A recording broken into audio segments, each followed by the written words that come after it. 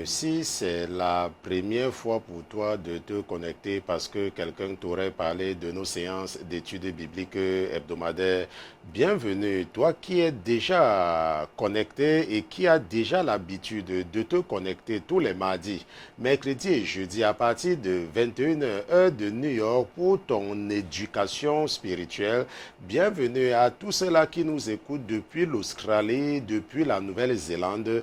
Nous n'oublions pas ceux-là qui nous écoutent depuis la Russie, depuis la Corée du Sud. Nous saluons particulièrement ceux-là qui sont du côté de l'Argentine, de la Bolivie, du Paraguay, de l'Équateur, de l'Argentine, du Brésil, tous ces pays du côté de l'Amérique latine.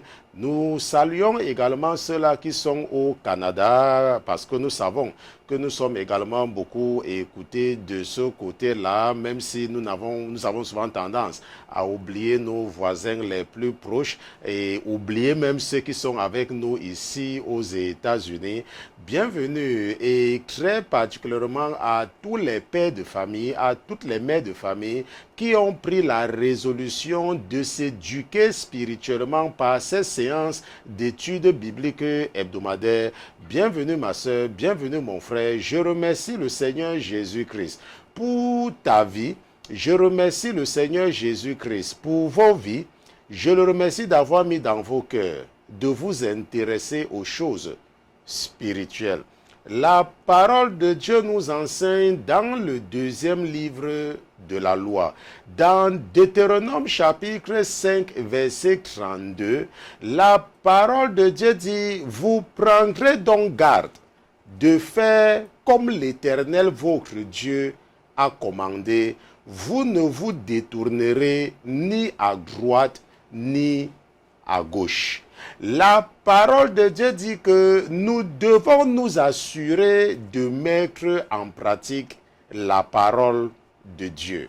La parole de Dieu dit que nous devons nous assurer d'éviter les compromis. La parole de Dieu dit que nous devons éviter de nous détourner soit à gauche contre ceux qui ne sont pas d'accord avec nous ou soit à droite avec ceux qui sont avec nous pour former des gangs. La parole de Dieu dit que nous devons nous assurer de faire comme l'Éternel nous a commandé. Je ne sais pas comment l'ennemi a réussi à faire que le poste que tu occupes dans ton église devienne ton idole. Je ne sais pas comment l'ennemi a réussi à te donner un cœur dur pour dire que puisque tu as affaire à un prophète qui ne parle pas de quelque chose, ça veut dire que Dieu n'accorde pas de l'importance à cela. Je ne sais pas comment l'ennemi a réussi à te détourner pour que tu compromettes la parole de Dieu parce que tu ne veux pas offenser les membres de ton église. Je ne sais pas comment l'ennemi a réussi à changer ta détermination que tu avais dès le départ en utilisant les raisonnements d'hommes pour t'encourager et te décourager. Mais ce soir, la parole de Dieu a mis dans le cœur de ton frère et serviteur que je suis de te dire que si tu te détournes à gauche ou à droite par rapport à ce qui est écrit dans la Bible, tu n'auras pas de place auprès du Dieu d'Abraham, du Dieu d'Isaac, du Dieu de Jacob.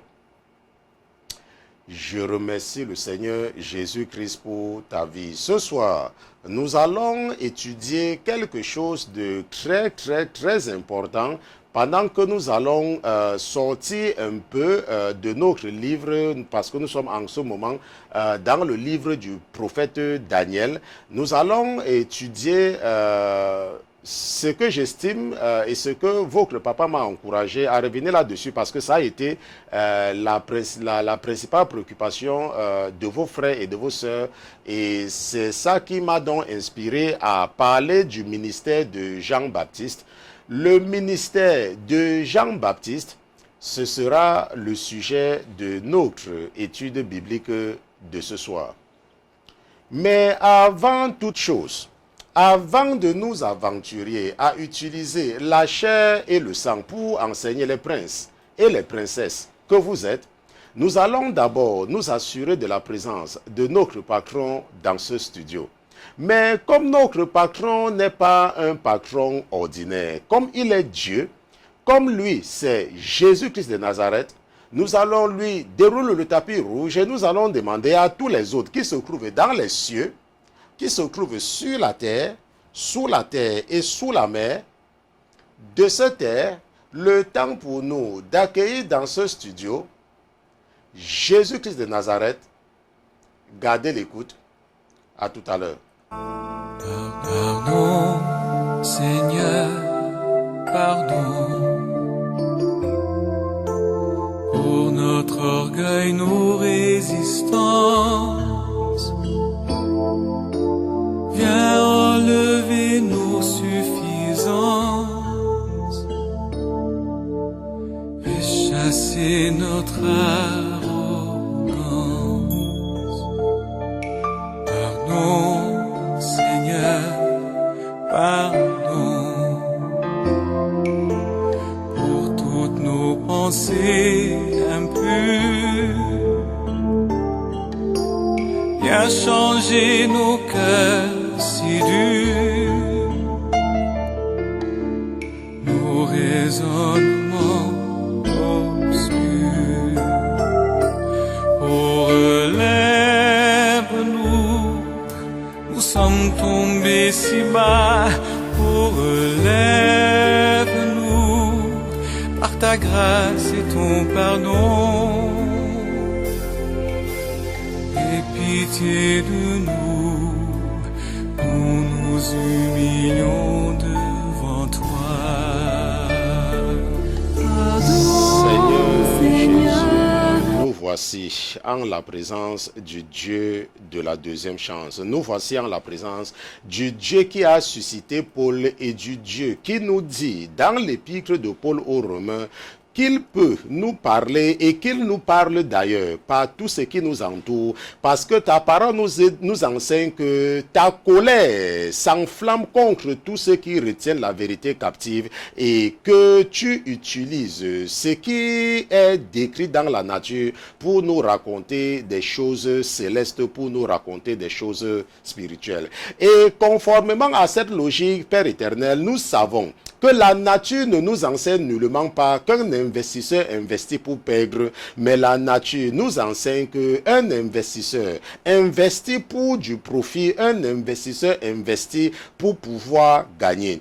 Nous venons en ta présence ce soir, Père éternel, pour te rappeler de ne pas oublier le sacrifice ultime que tu as offert à la croix, de ne pas oublier que à cause de l'amour que tu as pour nous, tu avais mis ton royaume en péril et tu étais même descendu, accepter de te faire cracher dessus, accepter de te faire insulter parce que tu voulais donner à ceux-là qui croiront à l'œuvre de la croix un moyen de pouvoir un jour voir le Dieu qui réside parmi les chérubins, un moyen de pouvoir un jour voir les séraphins, un moyen de pouvoir un jour danser avec les chérubins. Ce soir, Père éternel, nous ne venons pas vers toi parce que nous nous croyons justes. La raison pour laquelle nous venons vers toi ce soir, c'est justement parce que nous savons que nous ne sommes même pas dignes d'être comptés parmi les enfants du royaume, mais nous avons l'assurance que par ton sang, nous pouvons être purifiés, que par ton sang, nous pouvons être justifiés et que par ton sang, nous pouvons espérer chanter avec les anges au paradis, espérer chanter avec les séraphins et espérer vivre pour l'éternité avec le Dieu qui a dit à nos pères que dans la maison de son Père, il y a plusieurs demeures, que si tel n'était pas le cas, il devait nous le dire. Père éternel, reçois-nous malgré nos péchés en ta présence et enseigne-nous tes lois et tes ordonnances. Reçois-nous malgré nos manquements, papa, parce que nous venons vers toi, parce que nous voulons être enseignés par toi. Si tu permets aux hommes de nous enseigner, alors ils vont nous détourner pour leurs intérêts égoïstes. C'est pour cela que nous voulons que tu nous parles ce soir dans un langage simple, que tu utilises un vocabulaire simple, que tu parles comme un père peut parler à ses enfants d'une façon à les amener à comprendre. Nous te remercions, papa, de nous parler. simplement ce soir. Et nous prions que tu continues à déposer dans nos cœurs le désir de toujours venir vers toi, écouter ce que tu as à nous dire, parce que ce n'est que ta parole qui peut nous aider à identifier les pièges que ce perdant de Lucifer met devant nous tout le temps et est le premier à venir nous accuser devant toi. Je te dis merci également, Père éternel, pour le troupeau que tu m'as confié. Et je prie que tu me permets de te présenter leur sacrifice de culpabilité, leur sacrifice d'expiation. Père éternel, fais-lui ton visage sur le visage de mes frères et mes sœurs et aide-les à être attentifs et réceptifs à tout ce que tu as conseillé dans le livre que tu nous as instruit d'appeler la Bible. Nous te remercions de ne jamais mépriser nos rendez-vous hebdomadaires et nous te disons merci d'être présent dans ce studio et de manifester ta puissance en délivrant quelqu'un qui écoute en ce moment même le son de la voix de ton serviteur. Nous te disons merci pour ta fidélité au nom de Jésus-Christ, ton serviteur et tes enfants. D'une seule fois, nous te disons Amen, amen, amen.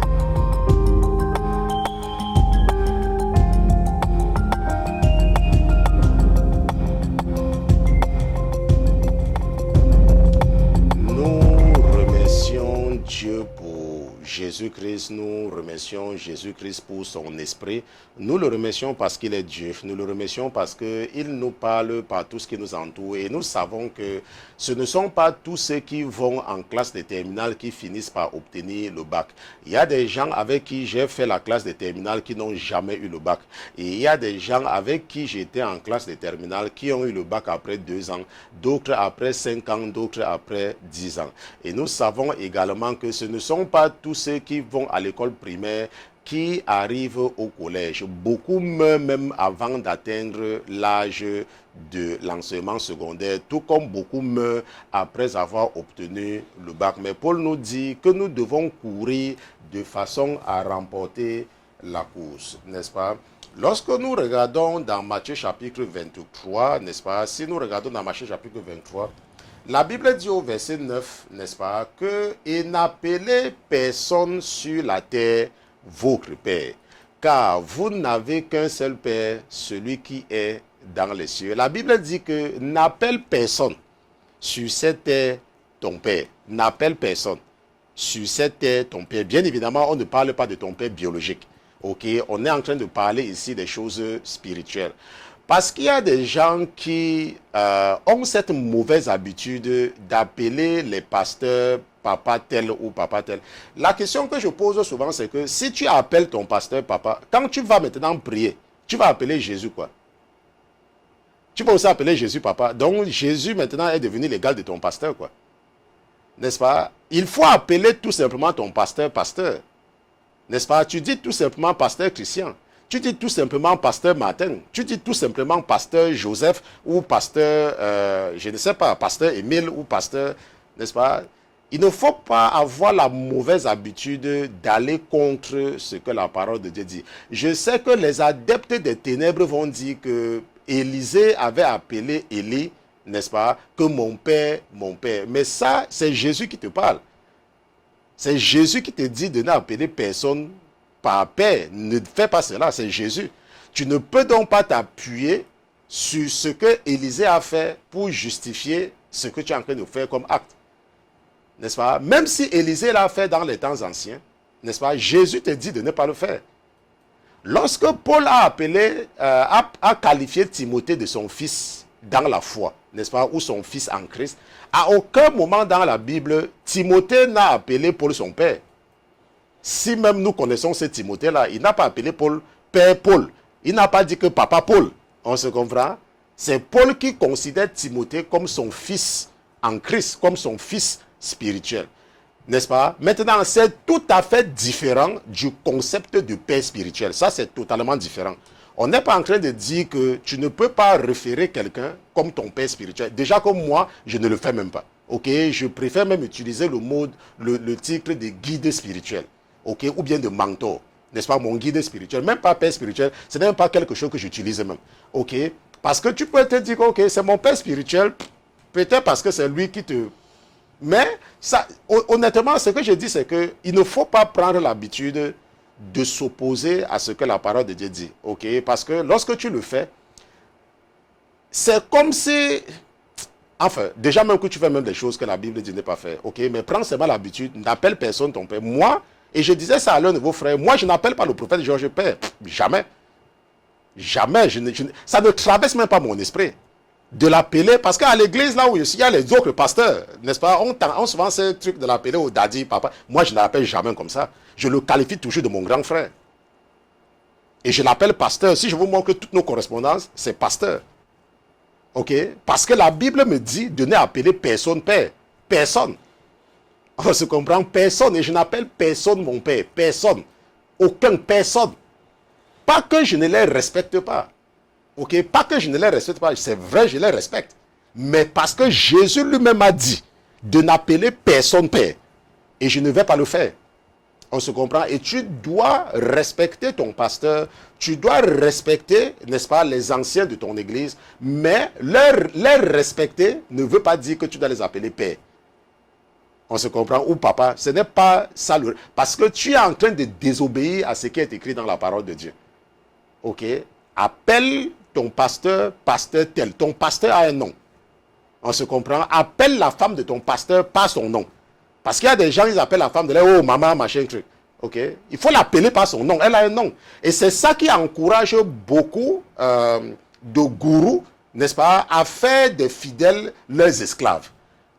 Ok? Il faut respecter quelqu'un, mais il ne faut pas un être humain. La Bible nous dit qu'un jour, Jean a voulu se mettre à genoux devant un ange. L'ange lui a dit que non, ne le fais pas, il n'essaie pas de le faire. On se comprend. Tu ne dois pas, n'est-ce pas, t'agenouiller devant quelqu'un pour lui demander quelque chose. Non.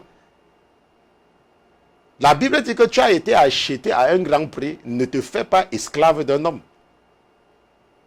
N'est-ce pas? Tu as été acheté à un grand prix. Ne deviens pas esclave d'un homme. Aucun homme n'est mort sur la croix pour toi. Aucun homme. Et aucun homme ne peut te garantir le paradis. La seule personne qui peut te garantir le paradis, c'est Jésus-Christ. La seule personne. Tu peux respecter le pasteur Christian. Oh, pasteur Christian, merci, pasteur Christian, merci, pasteur. Ça, c'est tout à fait normal. Ok? Il ne faut jamais même essayer de m'appeler Père Christian ou non, non, jamais. Pasteur Christian. On se comprend? Parce que la Bible dit, n'appelle personne sur la terre Père. Car tu n'as qu'un seul Père, celui qui est dans les cieux. Tu as un seul Père.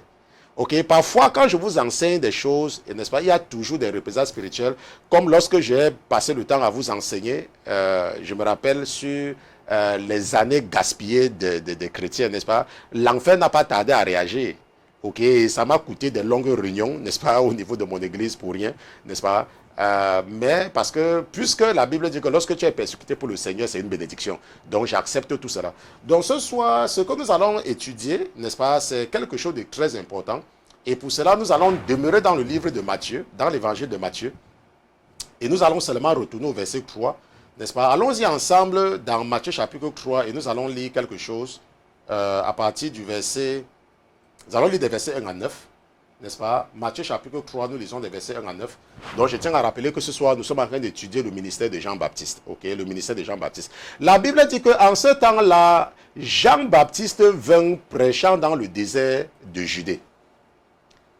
Et disant, repentez-vous, car le royaume des cieux est proche. Car c'est celui dont Ésaïe le prophète a parlé en disant, voici de celui qui crie dans le désert, préparez le chemin du Seigneur, redressez ses sentiers. Or, ce Jean avait un vêtement de poil de chameau et une ceinture de cuir autour de ses reins, et sa nourriture était des sauterelles et du miel sauvage.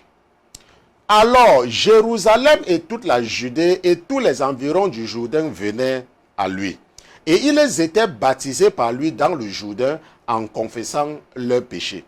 Mais quand il vit venir à son baptême plusieurs des pharisiens et des sadducéens, il leur dit, race de vipères, qui vous a appris à fuir la colère à venir? Produisez donc des fruits convenables à la repentance.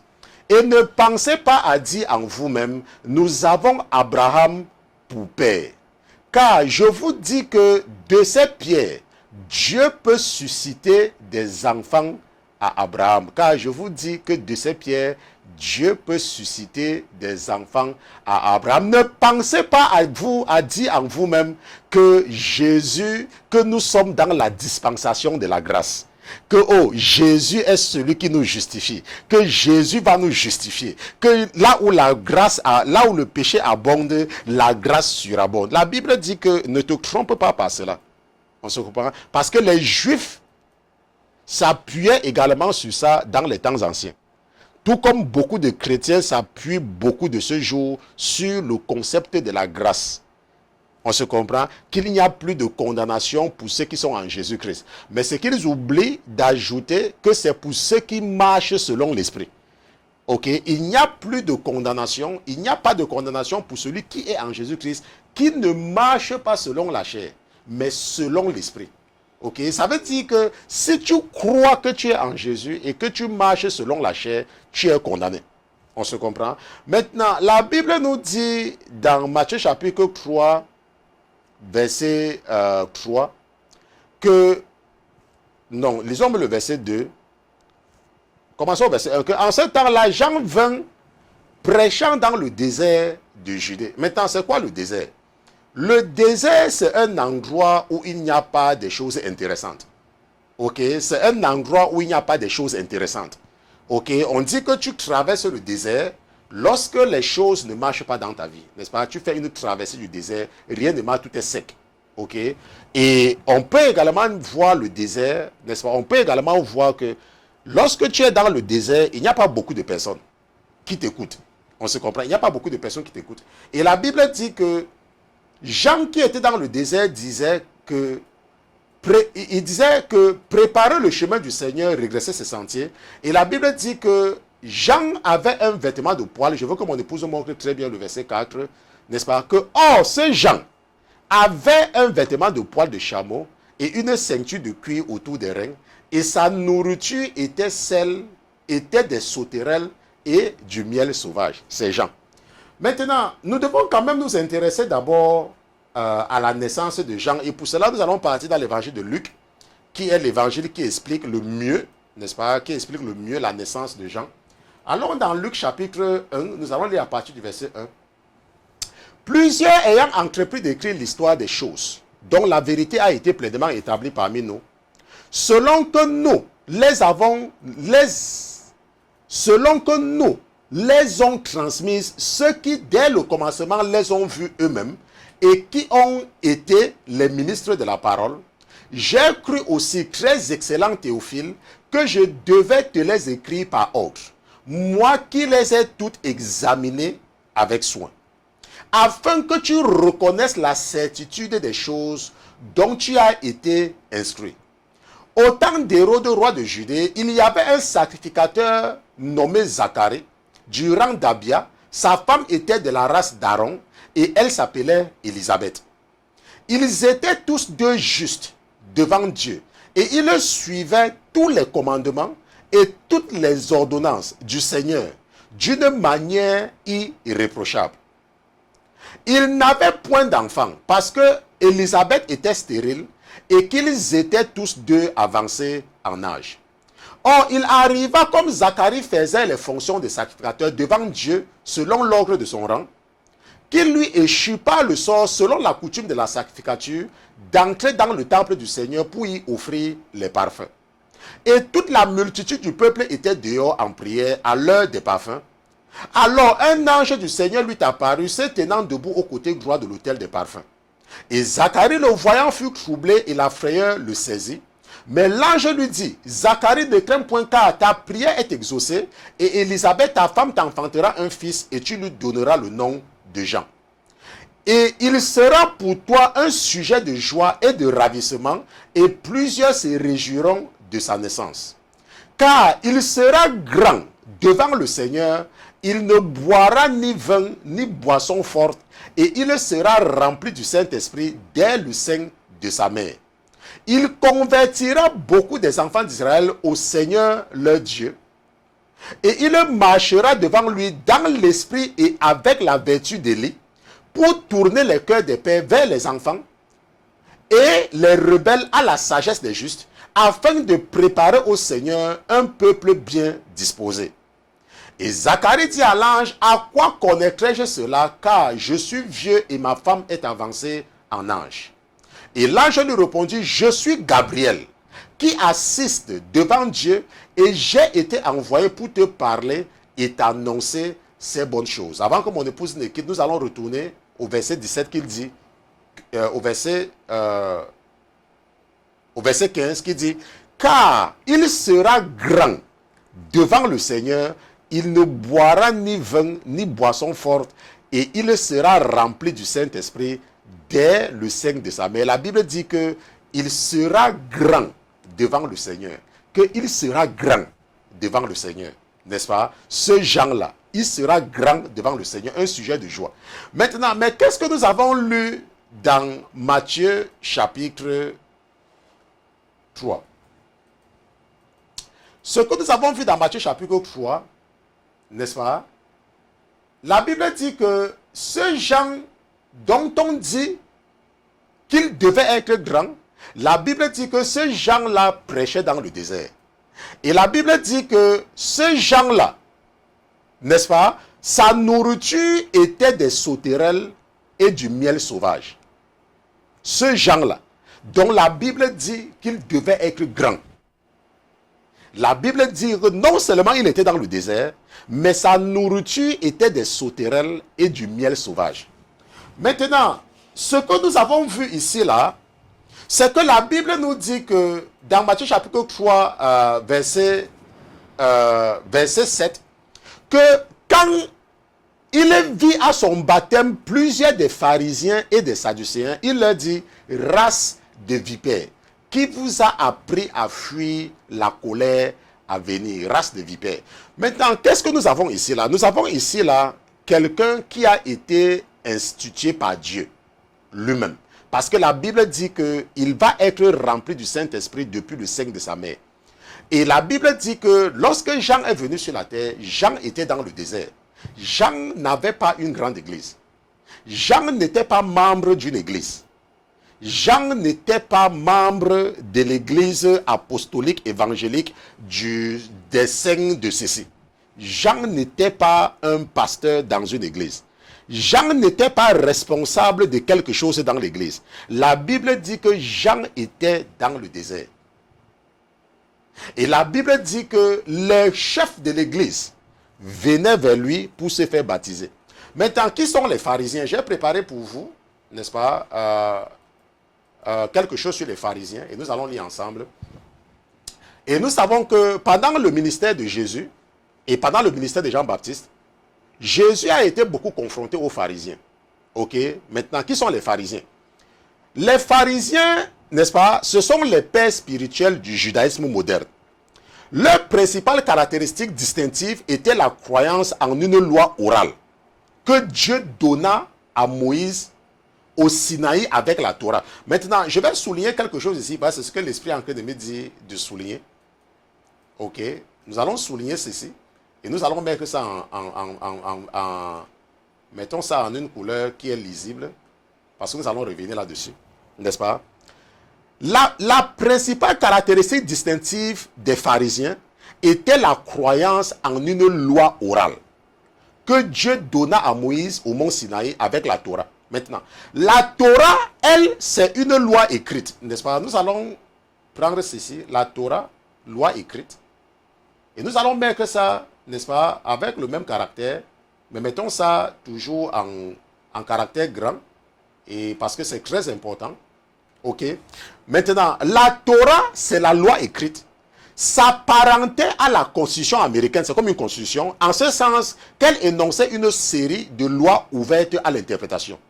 Les pharisiens croyaient que Dieu aussi avait donné à Moïse la connaissance de ce que ces lois signifiaient et comment elles devaient être appliquées. Cette tradition orale a été codifiée et écrite environ 3 siècles plus tard dans ce qu'on appelle le Talmud, n'est-ce pas? Et je vous ai souvent parlé ici là du Talmud, ok? Le Talmud qui est le livre de la tradition orale. Maintenant, la Bible nous dit que Jésus avait toujours un problème avec les pharisiens. Parce que les pharisiens, c'est vrai, connaissaient la loi.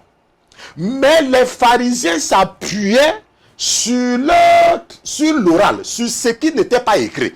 Donc sur la tradition. C'est la même chose avec ce que nous voyons aujourd'hui dans les églises, où il y a ce qu'on appelle la promotion de l'évangile de la grâce. Ça veut dire que dans beaucoup d'églises, lorsque tu veux mettre la parole de Dieu en pratique, on dit que tu es un légaliste et que tu ne comprends pas bien. On se comprend? Tu ne comprends pas bien. C'est pour cela que nous disons que c'est ça qu'on appelle les pharisiens des temps modernes. Ça veut dire quoi? Ça veut dire que la Bible dit que on ne doit pas, qu'une femme ne doit pas porter ce qui appartient à l'homme. Ça veut dire les pantalons. Mais les pharisiens vont te dire que c'est que tu n'as pas bien compris. Mais pourtant c'est écrit. Est-ce que tu comprends? La Bible c'est écrit dans la Bible que la femme, que nous ne devons pas nous orner. On se comprend? Mais les pharisiens vont te dire que tu ne comprends pas. On se comprend? Les pharisiens vont te dire que tu ne comprends pas. Que ce n'est pas ça. Et les pharisiens vont te faire la promotion de l'évangile de la grâce. Parce que la Bible dit que les pharisiens, n'est-ce pas, s'appuyaient sur la loi orale et non sur la Torah. Ça veut dire que Moïse avait écrit quelque chose, mais il disait que non, ce qui est écrit là, toi tu ne comprends pas bien. On se comprend? Maintenant, la Bible dit que il y avait aussi les Sadducéens qui venaient vers les pharisiens. Et les Sadducéens étaient, n'est-ce pas, des élitistes qui voulaient maintenir la caste sacerdotale, mais ils étaient aussi libéraux dans leur volonté d'intégrer, n'est-ce pas, l'hellénisme. Ça veut dire que les choses du monde, n'est-ce pas, dans leur vie. Ce à quoi les pharisiens s'opposaient. Ça veut dire quoi? Ça veut dire que vous savez que l'hellénisme, ça veut dire que les Grecs, la tradition grecque. Ok, comme aujourd'hui, nous avons les gens qui disent que que Dieu regarde le cœur. Ok, c'est un peu la même chose, que Dieu regarde le cœur. Et ils voulaient donc, eux, ils adoptaient cela. Et les Sadducéens rejetaient également l'idée de la loi orale et insistaient sur une interprétation littérale de la loi écrite. Par conséquent, ils ne croyaient pas à la résurrection des morts et c'est également ce qui les faisait, qui les différenciait des pharisiens. Parce que les pharisiens, eux, ils croyaient à la résurrection des morts, alors que les Sadducéens, eux, ils ne croyaient pas en cela. On se comprend? Puisque on ne dit pas dans la Torah qu'il y a la résurrection des morts. On ne dit pas. Si tu as lu la Bible, ok, si tu as lu de la Genèse, si tu as lu Genèse, Exode, Nombre, Lévitique et Deutéronome, on ne parle pas de la résurrection des morts. Et les Sadducéens disaient que comme ce n'est pas là, ça veut dire qu'il n'y a pas la résurrection des morts. Or, les pharisiens, eux, ils croyaient en cela. Maintenant, une autre classe, n'est-ce pas, que la Bible ne parle pas beaucoup, c'est la classe de ce qu'on appelle les Esséniens, n'est-ce pas? Les Esséniens, c'est la troisième faction qui, n'est-ce pas, qui avait rejeté l'avis des pharisiens et des Sadducéens, n'est-ce pas? Et eux, donc, ils vont préférer quitter Jérusalem. Ils vont préférer quitter Jérusalem et quitter l'église. Et ils vont vivre une vie monastique dans le désert, adoptant des lois alimentaires très strictes et un engagement au célibat.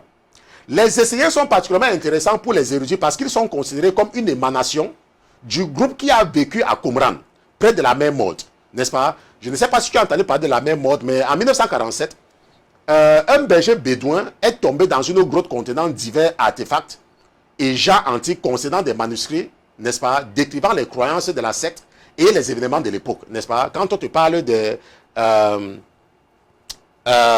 les parchemins de la mer Morte, en anglais, c'est des Dead Sea Scrolls, n'est-ce pas?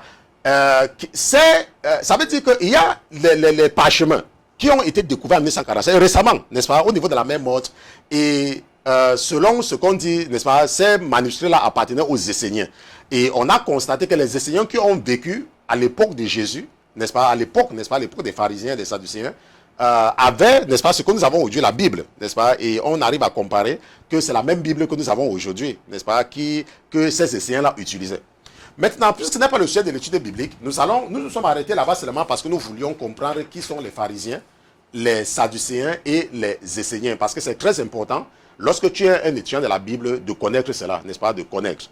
Et nous voyons donc que les pharisiens, ce sont des gens qui, n'est-ce pas, disent, c'est comme nous voyons beaucoup de pasteurs de nos jours avec l'évangile de la prospérité. Ok, oh, Jésus est mort, oh, ça ce n'est pas important. Ça c'est bien un pasteur qui m'a dit un jour que l'autre là n'est pas important. On se comprend? Bon, maintenant, nous avons également vu que Jésus a confirmé qui était Jean. Ok, rappelez-vous, nous sommes en train de voir le ministère de Jean-Baptiste. Et si nous partons dans Matthieu chapitre 11, verset 13, allons un peu dans Matthieu chapitre 11, lisons le verset à partir du verset 13. La Bible nous dit que Jésus avait... Mon esprit me dit que j'ai oublié quelque chose. Justement, parce que je voulais partir. Et puis mon esprit me dit que tu es sûr que tu n'as pas oublié quelque chose. Oui. Et c'est parce que j'ai oublié de préciser quelque chose par rapport aux pharisiens. Donc, nous allons retourner, parce qu'il faut être obéissant. N'est-ce pas? Soyons obéissants à ce que le Seigneur nous dit, parce que nous sommes à son service. Retournons avant de continuer. Allons dans Matthieu chapitre 23. N'est-ce pas? Je remercie le Seigneur pour son esprit. Et lisons à partir du verset 1. Ok. Maintenant, la Bible dit que alors Jésus parla au peuple et à ses disciples et leur dit: les scribes et les pharisiens sont assis dans la chair de Moïse. C'est ce que nous avons vu tout à l'heure. Ok. Observez donc et faites tout ce qu'ils vous disent d'observer, mais ne faites pas comme ils font, parce qu'ils disent et ne font pas. On se comprend?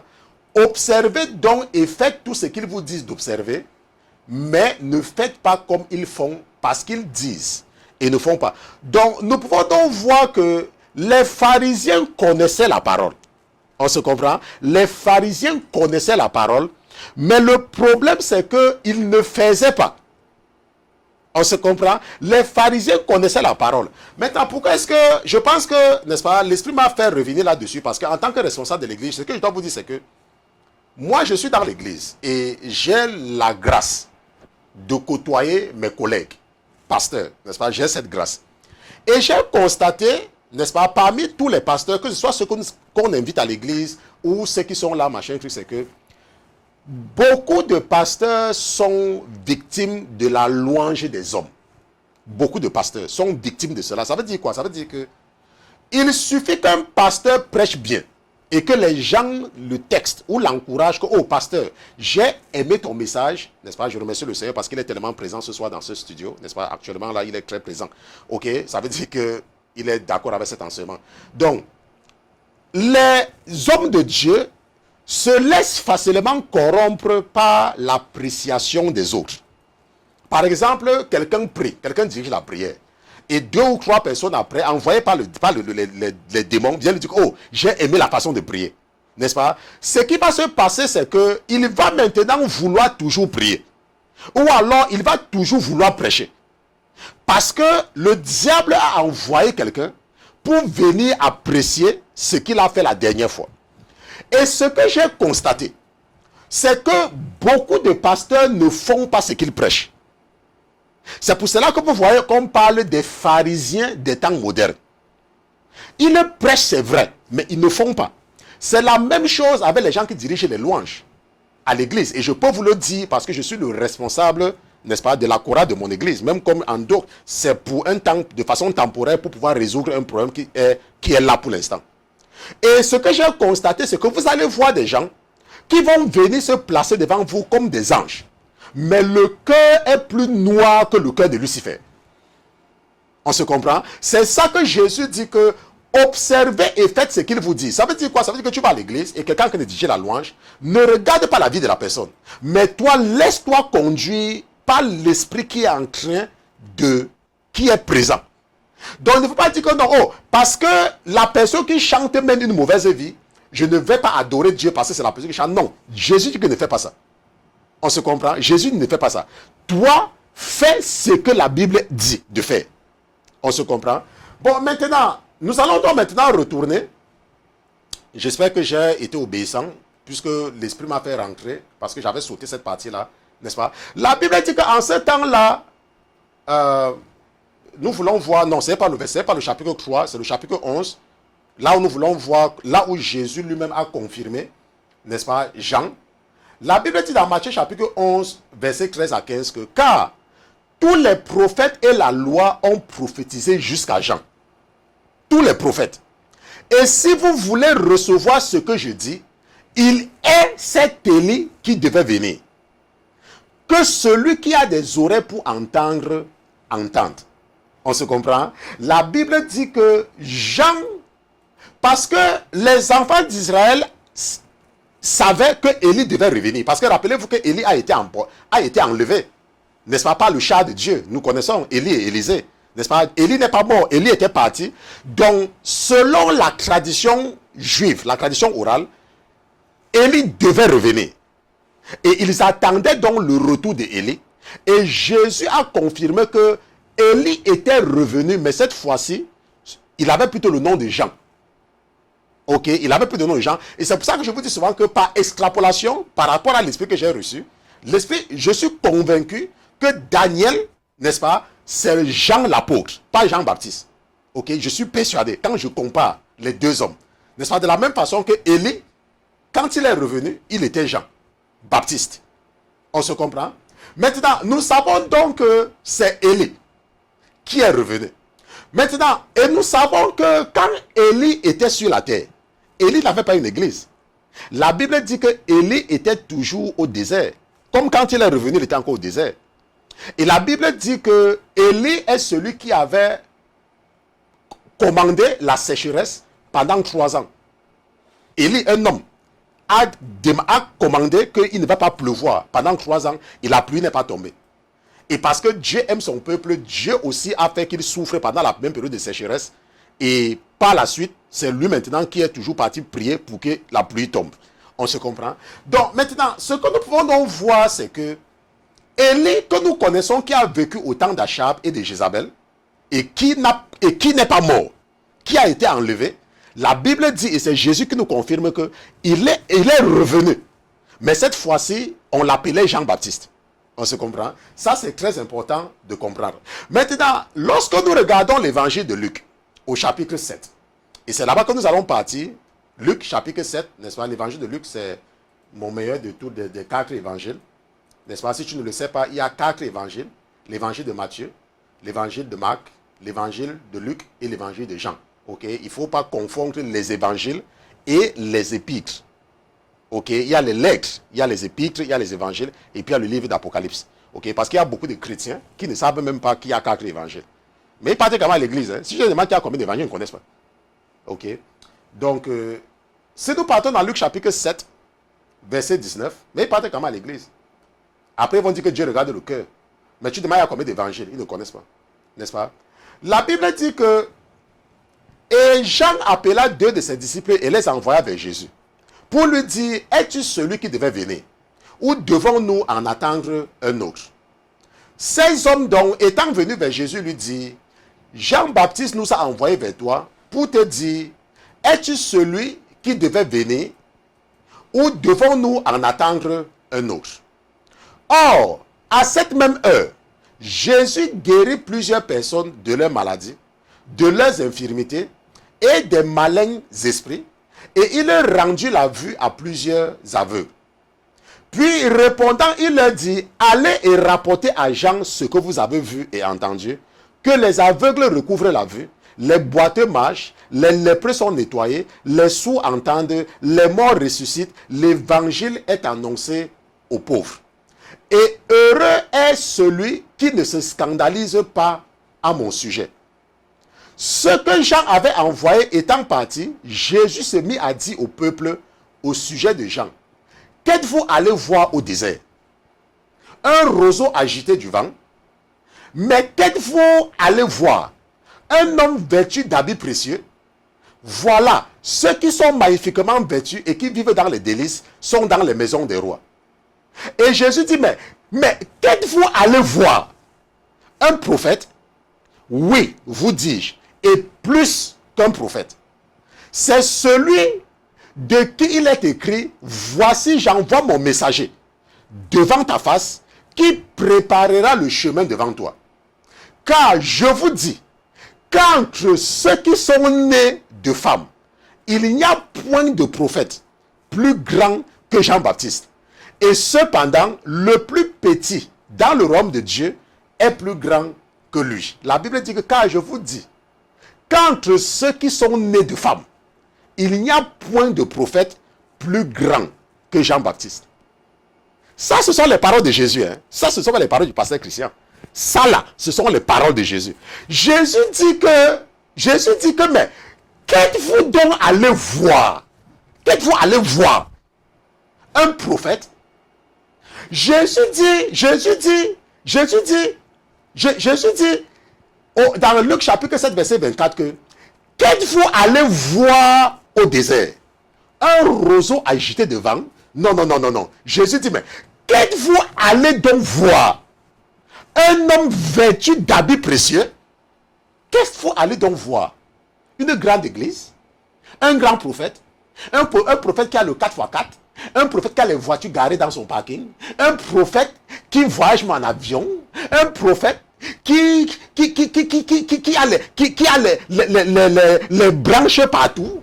Qu'est-ce que tu es parti voir? Quel est le prophète que tu es? Qu'est-ce que tu es donc parti voir? Jésus dit que un homme magnifiquement vêtu et qui vit dans une belle maison, qui vit dans une grande maison, qu'est-ce que tu es parti voir? Jésus dit que, mais qu'est-ce que tu es parti voir? Un prophète? Oui, je te dis que dans ce désert, c'est vraiment un prophète que tu es parti voir. Et la Bible dit que, car je vous dis, qu'entre ceux qui sont nés de femmes, il n'y a point de prophète plus grand que Jean-Baptiste. Il n'y a point de... Entre ceux qui sont nés de femmes, il n'y a point de prophète.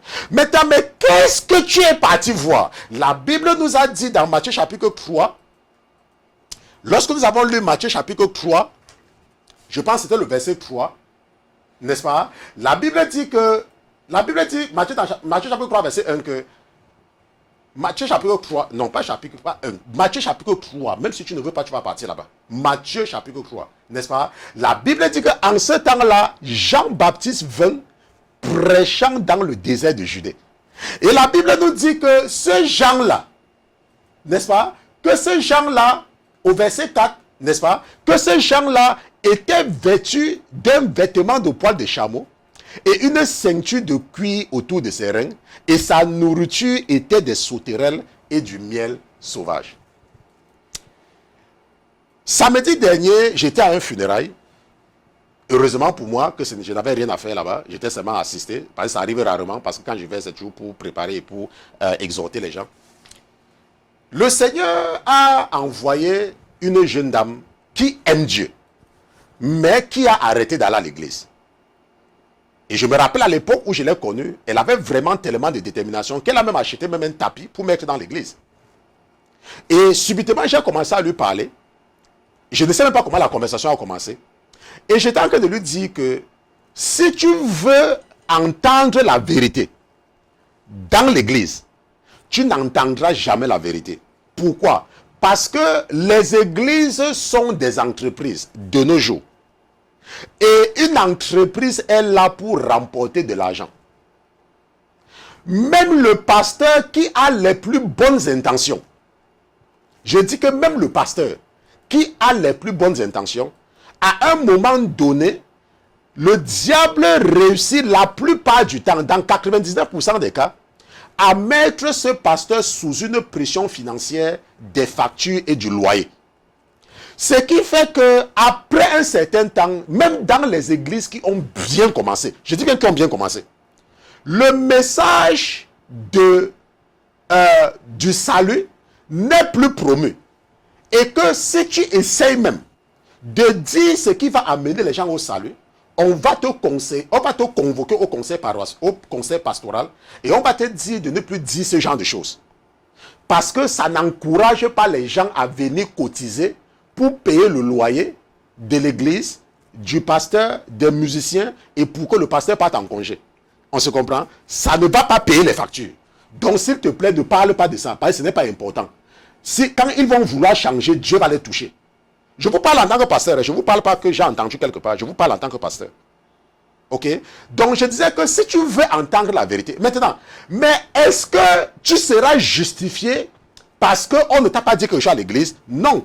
Parce que ce n'est pas le pasteur qui doit lire la Bible pour toi. Dieu t'a donné l'intelligence de lire la Bible toi-même. Est-ce qu'on se comprend? Bon, maintenant, ce qui se passe de nos jours, c'est que je suis en train de regarder le temps parce que la gestion du temps est très importante. Ok, je pense que nous avons le temps pour terminer, n'est-ce pas? Ce qu'il faut comprendre, c'est que lorsque tu veux aller au paradis, s'il te plaît, Ne t'attends pas à entendre les messages du salut dans l'église. Est-ce que tu comprends? S'il te plaît, écoute-moi. Ok, Hassan, s'il te plaît, écoute-moi. J'ai l'avantage d'avoir un ministère qui ne dépend de personne.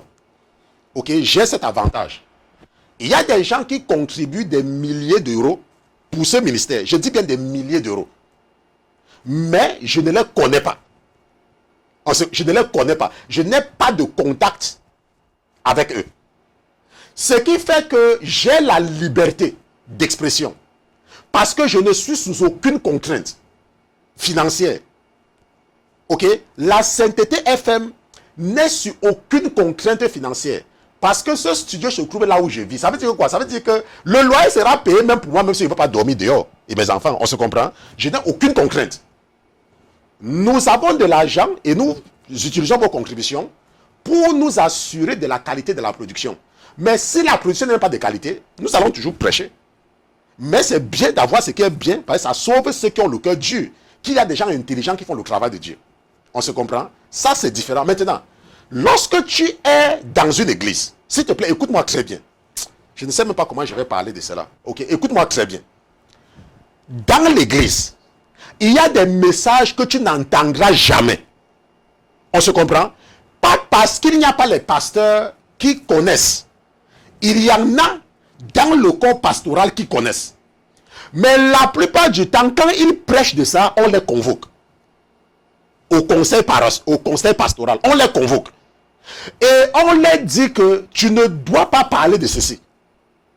Maintenant, il faut maintenant comprendre qu'ils sont déjà des pasteurs. Et ils veulent, parce qu'ils sont des pharisiens, les gens les respectent déjà. Ils ne veulent pas perdre cet honneur. Ce qui va donc se passer, c'est qu'ils vont donc compromettre. Et ils ne vont plus parler de certaines choses. Attends, est-ce que tu m'écoutes? Je veux que tu m'écoutes bien. Je te parle en tant qu'un pasteur. Parce que tu aimes Dieu, c'est vrai. Mais parce que tu n'entends pas certaines choses dans ton église, tu te dis que ce n'est pas important. Ce n'est pas que ce n'est pas important. C'est seulement parce que ce n'est pas autorisé. Tu es dans une entreprise et tu es un actionnaire. Sans toi, l'église n'existe pas. Sans tes contributions, le pasteur ne part pas en congé. Sans tes contributions, le pasteur ne va pas acheter la voiture. Sans tes contributions, le pasteur ne va pas payer les factures de l'église. Sans tes contributions, on ne pourra pas payer le loyer, on ne pourra pas acheter les terrains. On se comprend? On ne pourra pas envoyer ses enfants et sa femme en congé. Sans tes contributions. La Bible te dit que Jean-Baptiste n'avait pas une grande église. Jean-Baptiste. Et la Bible dit que c'est le plus grand de tous les prophètes. Mais il n'avait pas d'église. La Bible nous dit que lorsque Jésus est venu sur la terre, Jésus n'avait pas ouvert une église. Et la Bible nous dit que Jésus n'était pas membre, il n'était pas un des pharisiens. Parce que nous avons vu que les pharisiens et les sadducéens, c'est l'élite de l'église. Jésus n'était pas parmi eux. Jésus partait prêcher sur les montagnes et la Bible dit que les gens le suivaient là-bas. Jésus partait s'asseoir sur les pirogues parce qu'il n'avait pas un édifice et les gens l'écoutaient et il guérissait les malades. Parce que toi tu crois que tu peux seulement servir Dieu en te rendant esclave de ton pasteur. Parce que tu penses que tu vas seulement t'agenouiller devant lui pour qu'on te demande de temps en temps de prêcher le dimanche. Et c'est comme cela qu'il y a beaucoup de gens que Dieu a appelés, mais qui par la suite se sont laissés éteindre. Je dis bien qu'ils sont laissés éteindre par la pression, n'est-ce pas, des responsables de l'église, le conseil des anciens et le conseil pastoral. Et ils ne disent plus la vérité. Je remercie le Seigneur pour vous, parce que moi, dans mon église, je ne prêche pas. J'interprète. Et tout ce que je prêche ici, là, ils partent raconter. Mais ils n'ont aucun pouvoir, ils ne peuvent pas m'empêcher de parler. Est-ce que vous voyez la différence? Ils ne peuvent pas, ils n'ont aucun pouvoir de m'empêcher de parler. Ils ne peuvent pas. Les quelques fois où je parle, ils partent se plaindre, on me convoque, je passe 2 heures ou 3 heures de réunion, mais la différence c'est que ça ne va pas arrêter, puisque je ne parle pas ici, à côté d'eux. Je parle dans le ministère qui m'appartient. C'est pour ça que je peux vous dire la vérité. On se comprend? Donc, le ministère de Jean-Baptiste, c'est quoi? C'est le ministère que tu dois comprendre que tu n'es pas obligé. Tu ne fais pas le travail de Dieu seulement dans une église. La Bible nous a dit que nous devons faire ce qui est écrit. On va te qualifier de légaliste. On va te qualifier de tous les noms. Mais la Bible dit que Jésus leur a dit que ne vous dites pas que Jésus est mort sur la croix pour moi.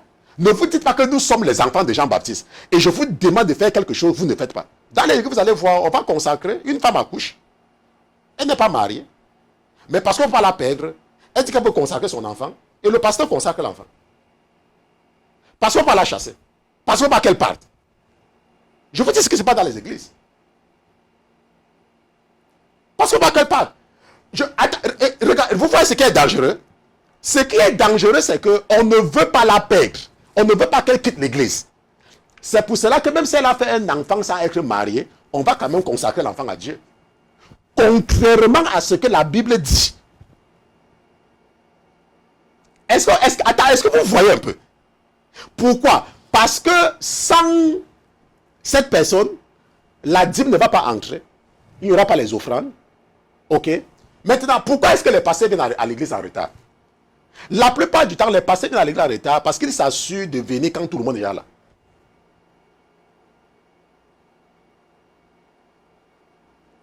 Dieu va nous pardonner. Il faut que Dieu nous pardonne. Vraiment.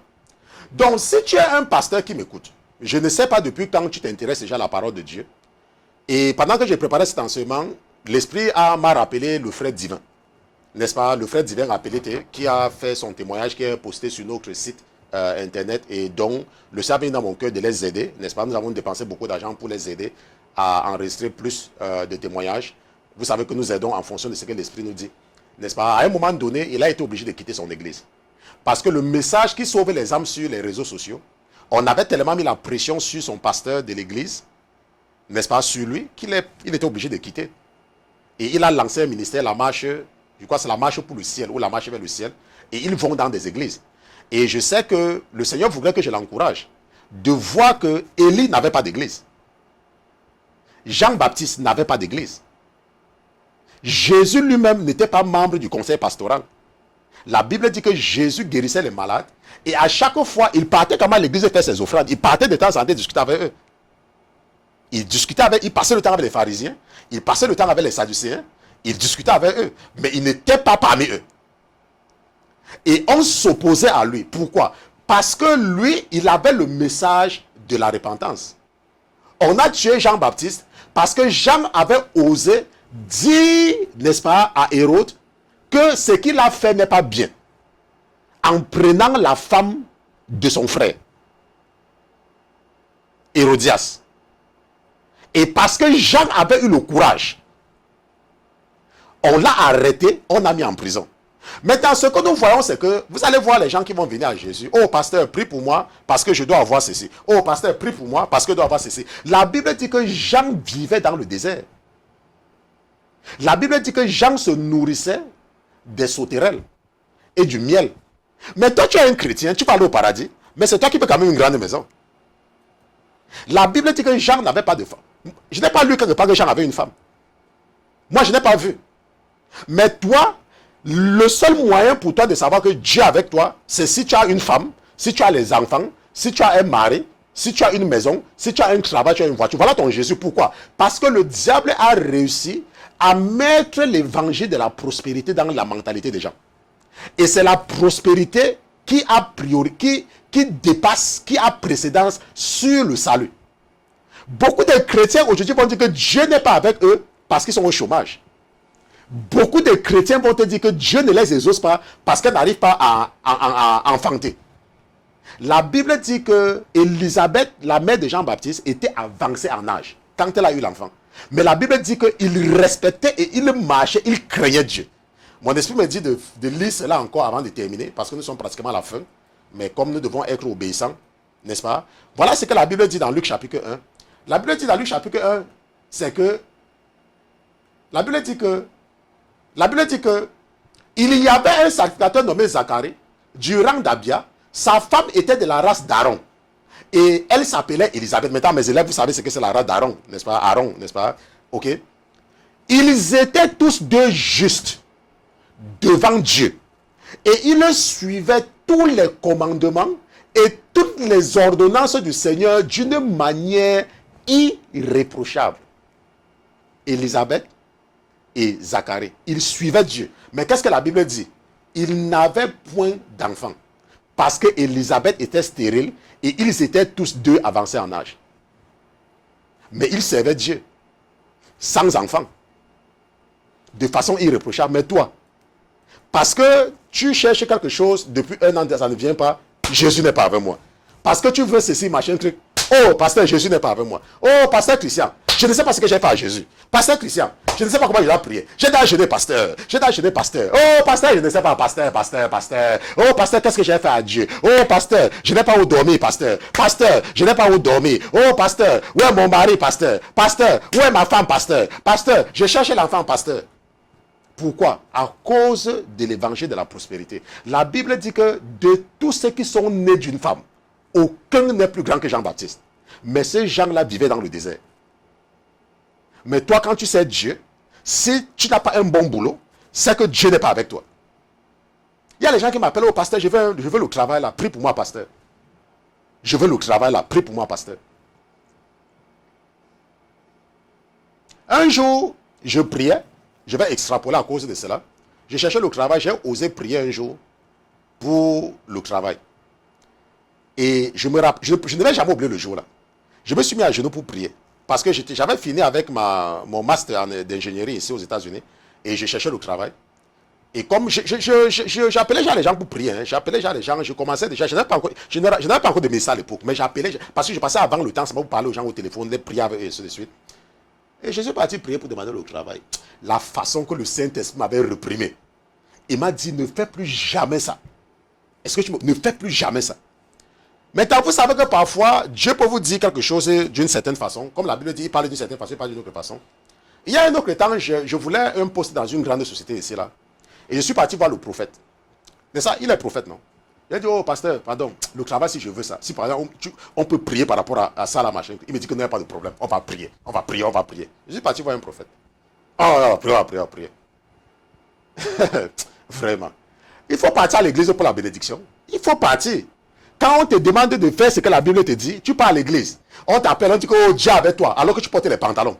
Tu mets les mèches, les faux cheveux sur la tête, mais tu pars comment tu dis que Dieu est avec toi. Tu dis que si Dieu n'était pas avec moi, comment un prophète me dit que Dieu n'est pas avec moi. Laisse-moi te dire, c'est ton argent qui intéresse le prophète. C'est ton argent qui intéresse le pasteur. Ce n'est pas ton salut. Ton salut, ça dépend de toi. Et tu ne seras pas justifié devant Dieu parce que le prophète n'avait pas dit. Non. Non. Tu connais lire. Même si le prophète n'a pas dit, toi-même tu pouvais lire et voir ce qui est écrit. On se comprend? C'est très important. Donc nous sommes donc arrivés au terme de l'étude de Bible de ce soir. Si c'était la première fois pour toi de te connecter, malgré, n'est-ce pas, le temps des anges que nous avons extrapolé pour une juste cause, je demande pardon au Seigneur et je demande pardon également aux autres des cieux. Et nous savons que c'est pour une juste cause, n'est-ce pas? Si tu nous écoutais pour la première fois, nous sommes la Sainteté FM, la Sainteté Télévision. Nous sommes un ministère d'enseignement et d'édification. Nous ne sommes pas un ministère évangélique. Notre travail, c'est de nous adresser à ceux-là qui ont déjà une certaine marche avec Jésus-Christ, mais qui sont encore victimes de la ruse du diable. Si tu as écouté quelque chose ce soir et qui t'a touché et tu as des questions, tu peux m'écrire directement, n'est-ce pas, en utilisant cette adresse que mon épouse montre maintenant, pasteurchristian@lasainteté.com, ou alors, si tu as des questions d'ordre général, tu veux connaître quelque chose sur ce ministère, tu nous écris à contact@lasainteté.com et la sœur qui s'occupe de cela va te répondre. Nous nous retrouvons 3 fois par semaine, mardi, mercredi, jeudi, à partir de 21h de New York, pour les séances d'études bibliques, pas pour des sermons. Et ce soir, c'était une série spéciale où nous avons vu le ministère de Jean-Baptiste et le dénominateur commun où, en conclusion, Jean n'avait pas d'église. Donc, ne te fais pas prisonnier d'une église et mettre et faire de la vérité captive parce que tu veux préserver ton poste. Ok? Donc, ça, c'est très important. Élie n'avait pas d'église. Jean-Baptiste n'avait pas d'église. Jésus lui-même n'était pas membre d'une église. Nous allons prier. Nous allons prier. Seigneur Jésus, je te remercie d'avoir été présent ce soir dans ce studio. Je te remercie pour la vie de ton serviteur que je suis. Je prie, Père éternel, pour les âmes que tu m'as confiées, mes frères et mes soeurs, le troupeau que tu as mis à ma disposition. Père éternel, nous te remercions pour ton esprit. Nous te remercions d'avoir été présent ce soir dans ce studio. Et nous prions que tu nous préserves et que tu déposes dans notre cœur le désir de revenir demain pour une autre séance d'études bibliques. Merci pour ta fidélité et merci, Papa, de toujours mettre dans mon cœur, de m'occuper de mes frères et mes soeurs et leur montrer le chemin qui mène au paradis. Nous te disons merci pour ta fidélité. Au nom de Jésus-Christ, ton serviteur et tes enfants, nous te disons Amen. Amen.